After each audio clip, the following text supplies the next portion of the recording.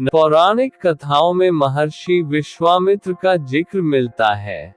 महर्षि विश्वामित्र जन्म से ब्राह्मण नहीं थे बल्कि राजा कौशिक थे। नंदिनी गाय के चलते वे एक राजा से महर्षि बन गए। पौराणिक कथाओं में कई महान ऋषियों का उल्लेख मिलता है। इनमें से एक है महर्षि विश्वामित्र। कहते हैं कि विश्वामित्र जन्म से ब्राह्मण नहीं बल्कि क्षत्रिय थे। उन्हें राजा कौशिक के नाम से जाना जाता था। एक बार उनकी मुलाकात महर्षि वशिष्ठ से हुई और फिर कुछ ऐसा हुआ कि उन्होंने तप शुरू कर दिया और वेद पुराण का ज्ञान लेकर महान ऋषि बन गए। राजा कौशिक कुशनाभ के पौत्र और राजा गाधी के पुत्र थे। वे बहुत ही सहज और सौम्य शासक थे। राजा कौशिक अपनी प्रजा का बहुत ध्यान रखते थे। अक्सर वे प्रजा की हालात को जानने के लिए महल से बाहर निकल पड़ते थे। एक बार राजा कौशिक अपनी विशाल सेना के साथ जंगल की ओर निकले। बीच में महर्षि वशिष्ठ का आश्रम पड़ा। राजा कौशिक महर्षि वशिष्ठ से मिलने के लिए अपनी सेना के साथ वहीं ठहर गए। महर्षि वशिष्ठ ने राजा कौशिक और उनकी सेना की खूब आवभगत की। सभी सैनिकों को अच्छे से अच्छे व्यंजन परोसे गए। ये देखकर राजा अत्यंत प्रसन्न हुए। राजा कौशिक ने महर्षि वशिष्ठ से पूछा कि एक ऋषि होते हुए आपने इतनी बड़ी सेना के भोजन का इंतजाम कैसे कर दिया। तब महर्षि ने कहा कि उनके पास नंदिनी नाम की एक गाय है, जो स्वर्ग में रहने वाली कामधेनु गाय की पुत्री है। नंदिनी गाय में ऐसी शक्ति है कि लाखों लोगों का एक साथ भरण पोषण किया जा सकता है। इंद्रदेव ने नंदिनी गाय महर्षि वशिष्ठ को भेंट की थी। नंदिनी गाय की महिमा सुनकर राजा कौशिक के मन में लोभ की भावना पैदा हो गई। उन्होंने महर्षि वशिष्ठ से नंदिनी गाय उन्हें देने की बात कही। इसके बदले में वे उन्हें मुंहमांगी कीमत देने के लिए भी तैयार हो गए। महर्षि वशिष्ठ ने नम्रता से राजा के इस प्रस्ताव को ठुकरा दिया। उन्होंने कहा कि वह नंदिनी गाय किसी को भी नहीं दे सकते। तब राजा कौशिक ने अपने सैनिकों को आदेश दिया कि उन्हें हर हाल में नंदिनी गाय चाहिए।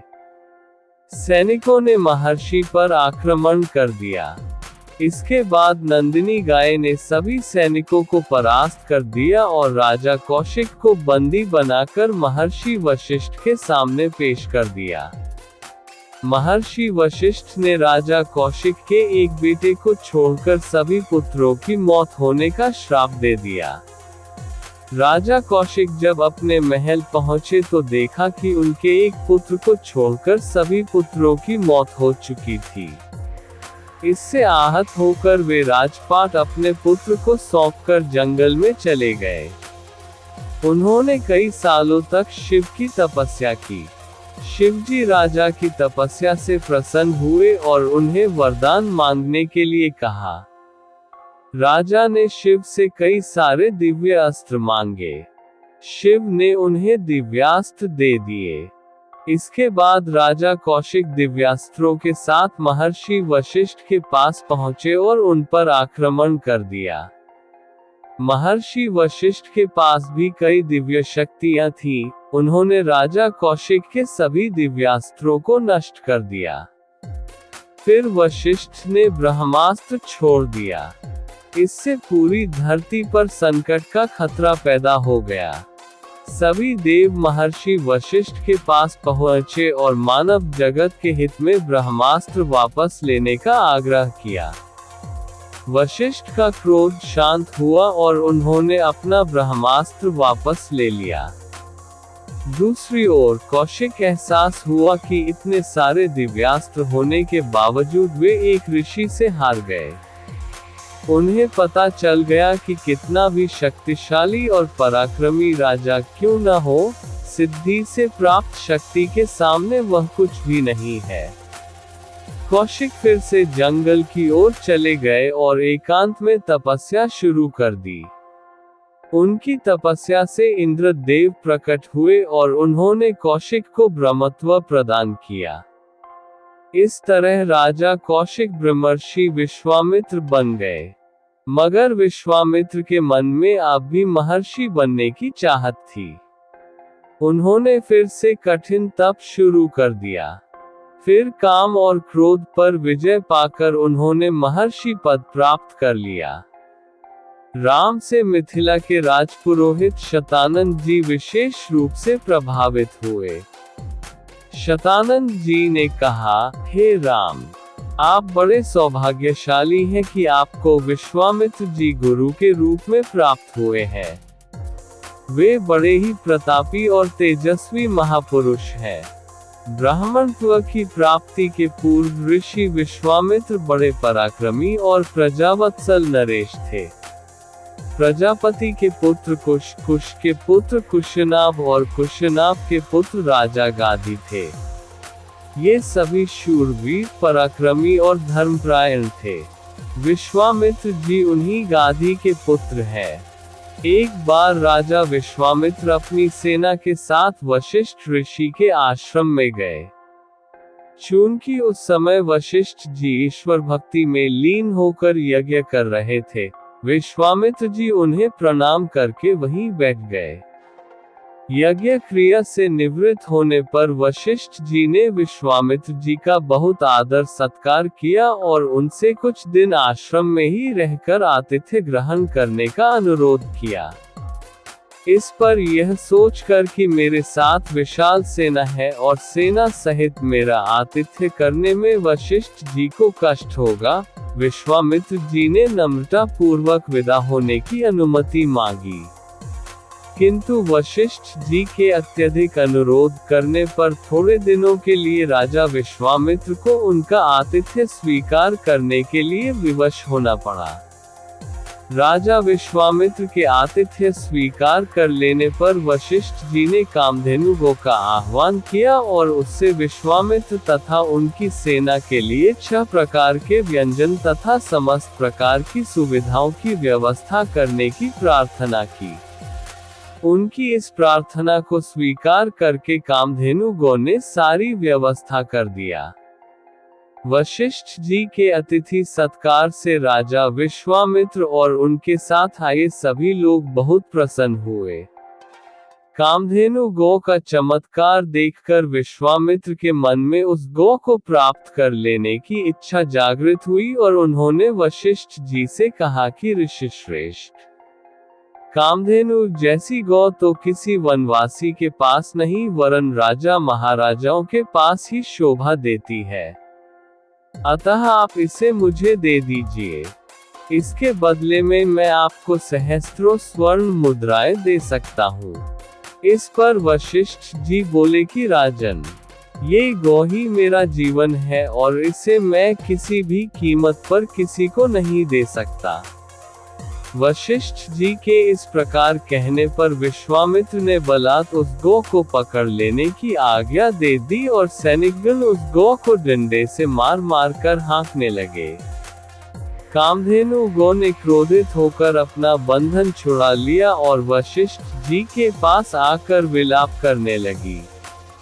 वशिष्ठ जी बोले कि हे कामधेनु, मैं इस राजा को शाप भी नहीं दे सकता क्योंकि यह राजा मेरा अतिथि है और इसके पास विशाल सेना होने के कारण इससे युद्ध में भी विजय प्राप्त नहीं कर सकता। मैं अत्यंत विवश हूँ। वशिष्ठ जी के इन वचनों को सुनकर कामधेनु ने कहा कि हे ब्रह्मर्षि, क्या एक ब्राह्मण के बल के सामने क्षत्रिय का बल कभी श्रेष्ठ हो सकता है? आप मुझे आज्ञा दीजिए, मैं एक क्षण में इस क्षत्रिय राजा को उसकी विशाल सेना सहित नष्ट कर दूंगी। कोई अन्य उपाय न देखकर वशिष्ठ जी ने कामधेनु को अनुमति दे दी। आज्ञा पाते ही कामधेनु ने योगबल से पहनव सैनिकों की एक सेना उत्पन्न कर दिया और वह सेना विश्वामित्र की सेना के साथ युद्ध करने लगी। विश्वामित्र जी ने अपने पराक्रम से समस्त पहनव सेना का विनाश कर डाला। इस पर कामधेनु ने सहस्त्रों शक, हूण, बर्वर, यवन और काम्बोज सैनिक उत्पन्न कर दिया। जब विश्वामित्र ने उन सैनिकों का भी वध कर डाला तो कामधेनु ने मारक शस्त्रास्त्रों से युक्त अत्यंत पराक्रमी योद्धाओं को उत्पन्न किया, जिन्होंने शीघ्र ही राजा विश्वामित्र की सेना को गाजर मूली की भांति काटना आरंभ कर दिया। अपनी सेना का नाश होते देख विश्वामित्र के 100 पुत्र अत्यंत कुपित हो वशिष्ठ जी को मारने दौड़े। परिणाम ये हुआ कि वशिष्ठ जी ने उनमें से एक पुत्र को छोड़कर शेष सभी को भस्म कर दिया। सेना तथा पुत्रों के नष्ट हो जाने से विश्वामित्र बड़े दुखी हुए। अपने बचे हुए पुत्र का राजतिलक कर वे तपस्या करने के लिए हिमालय की कंदराओं में चले गए। वहां पर उन्होंने कठोर तपस्या की और महादेव जी को प्रसन्न कर लिया। महादेव जी को प्रसन्न पाकर विश्वामित्र ने उनसे समस्त दिव्य शक्तियों के साथ संपूर्ण धनुर्विद्या के ज्ञान का वरदान प्राप्त कर लिया। इस प्रकार संपूर्ण धनुर्विद्या का ज्ञान प्राप्त करके विश्वामित्र बदला लेने के लिए वशिष्ठ जी के आश्रम में पहुंचे। वशिष्ठ जी को ललकार कर उन पर अग्निबाण चला दिया। अग्निबाण से समस्त आश्रम में आग लग गई और आश्रमवासी भयभीत होकर इधर उधर भागने लगे। वशिष्ठ जी ने भी अपना धनुष संभाल लिया और बोले कि मैं तेरे सामने खड़ा हूँ, तू मुझ पर वार कर। आज मैं तेरे अभिमान को चूर चूर करके बता दूंगा कि क्षात्र बल से ब्रह्म बल श्रेष्ठ है। क्रुद्ध होकर विश्वामित्र ने एक के बाद एक आग्नेयास्त्र, वरुणास्त्र, रुद्रास्त्र, इंद्रास्त्र तथा पाशुपतास्त्र एक साथ छोड़ा, जिन्हें वशिष्ठ जी ने अपने मारक अस्त्रों से मार्ग में ही नष्ट कर दिया। इस पर विश्वामित्र ने और भी अधिक क्रोधित होकर मानव, मोहन, गांधर्व, जुम्भन, दारण, वज्र, ब्रह्मपाश, कालपाश, वरुणपाश, पिनाक, दंड, पैशाच, क्रौंच, धर्मचक्र, कालचक्र, विष्णुचक्र, वायव्य, मंथन, कंकाल, मूसल, विद्याधर, कालास्त्र आदि सभी अस्त्रों का प्रयोग कर डाला। वशिष्ठ जी ने उन सबको नष्ट करके ब्रह्मास्त्र छोड़ने के लिए जब अपना धनुष उठाया तो सब देव किन्न आदि भयभीत हो गए। किंतु वशिष्ठ जी तो उस समय अत्यंत क्रुद्ध हो रहे थे। उन्होंने ब्रह्मास्त्र छोड़ ही दिया। ब्रह्मास्त्र के भयंकर ज्योति और गगनभेदी नाद से सारा संसार पीड़ा से तड़पने लगा। सब ऋषि मुनि उनसे प्रार्थना करने लगे कि आपने विश्वामित्र को परास्त कर दिया है। अब आप ब्रह्मास्त्र से उत्पन्न हुई ज्वाला को शांत करें। इस प्रार्थना से द्रवित होकर उन्होंने ब्रह्मास्त्र को वापस बुलाया और मंत्रों से उसे शांत किया। पराजित होकर विश्वामित्र मणिहीन सर्प की भांति पृथ्वी पर बैठ गए और सोचने लगे कि निस्संदेह क्षात्र बल से ब्रह्म बल ही श्रेष्ठ है। अब मैं तपस्या करके ब्राह्मण की पदवी और उसका तेज प्राप्त करूंगा। इस प्रकार विचार करके वे अपनी पत्नी सहित दक्षिण दिशा की ओर चल दिए। उन्होंने तपस्या करते हुए अन्न का त्याग कर केवल फलों पर जीवन यापन करना आरंभ कर दिया। उनकी तपस्या से प्रसन्न होकर ब्रह्मा जी ने उन्हें राजर्षि का पद प्रदान किया। इस पद को प्राप्त करके भी ये सोचकर कि ब्रह्मा जी ने मुझे केवल राजर्षि का ही पद दिया, महर्षि देवर्षि आदि का नहीं, वे दुखी ही हुए। वे विचार करने लगे कि मेरी तपस्या अब भी अपूर्ण है। मुझे एक बार फिर से घोर तपस्या करना चाहिए। ये कथा ऋषि विश्वामित्र के जीवन की एक महत्वपूर्ण घटना को दर्शाती है, जिसमें उनके क्षत्रिय से ब्राह्मण बनने की यात्रा को बताया गया है। राजा विश्वामित्र, जो पहले एक महान क्षत्रिय और पराक्रमी राजा थे, ने ऋषि वशिष्ठ के पास कामधेनु गाय को पाने की इच्छा व्यक्त की। जब वशिष्ठ जी ने मना कर दिया, तो विश्वामित्र ने बलपूर्वक गाय को लेने का प्रयास किया, जिससे दोनों के बीच संघर्ष उत्पन्न हुआ। वशिष्ठ जी की ब्राह्मण शक्ति के सामने विश्वामित्र का क्षात्र बल असफल हो गया। विश्वामित्र ने फिर कठोर तपस्या की और महादेव से संपूर्ण धनुर्विद्या का वरदान प्राप्त किया, लेकिन फिर भी वे वशिष्ठ को पराजित करने में असफल रहे। इस पराजय ने उन्हें यह एहसास दिलाया कि ब्रह्म बल क्षात्र बल से श्रेष्ठ है। इसके बाद उन्होंने ब्राह्मणत्व की प्राप्ति के लिए तपस्या की। अंततः ब्रह्मा जी ने उन्हें राजर्षि का पद प्रदान किया, लेकिन विश्वामित्र इससे संतुष्ट नहीं हुए और उन्होंने आगे की तपस्या करने का संकल्प लिया ताकि उन्हें पूर्ण ब्राह्मणत्व प्राप्त हो सके। ये कथा न केवल विश्वामित्र के पराक्रम और तपस्या को दर्शाती है, बल्कि ब्रह्म बल और क्षात्र बल के बीच के संघर्ष और उनके महत्व को भी उजागर